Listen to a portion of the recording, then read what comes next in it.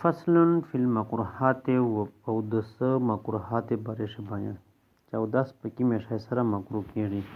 ویکره للمتوضي و مکروه کوي د اودس کوونکي دپاره ستة اشیاء هغه شپږ شیونه شی سره وي چې څه دي اودس مکروه کیږي. الاسراف فی الماء په یبې شي سره کول اسراف کول، والتقصیر فی الشیء یا په دې شي کول کمای کول، یعنی اسراف کول زیاتوله کول یا په دې شي کمای کول دا دواړه څه دي یعنی یو اندام ده هغه درې ورځې سره دي وینځل دي. نو یا ته درې نه کم وینځي یا د درې نه زیات څه ده اسراف شو، درې نه کم تقصیر ته نو دا څه ده هغه هم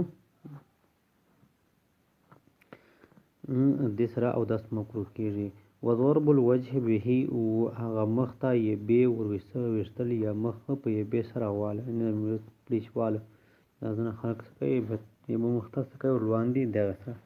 وتکلم بکلام الناس و دنیوي خبرې کول دغه څه دغه مکروهات اودس دي.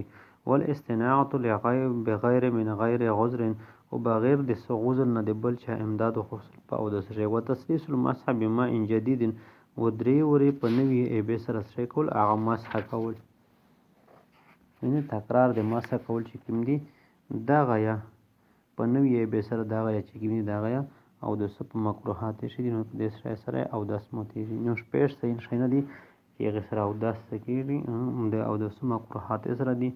او یوه دغه ده چې لیاخو اسراف کول یعنې درې ورې وینځل دي د اندامې هغه نه زیات وینځل، یا تقدیر دې ته وایي چې کمای په شی وکړي یعنې درې ورنه کم دوه ورته یوې ورته وینځه. بل دا چې مخ ته یې به ولوستل دغه څه د مکروهات دي. او د دنیوي خبرې کول دغه یا مکروهات دي. دې نه علاوه بغیر د څه عذر نه بل چا نه امداد وخوستل دغه یا مکروهات دي. و درې ورې نه زیات مسح کول په نوي یبې سره دغه څه د اودس مکروهات ارسي نو دغه د نه ځان بچ کولو دا ورانې وضو ځکه چې دا څه د اودس مکروهات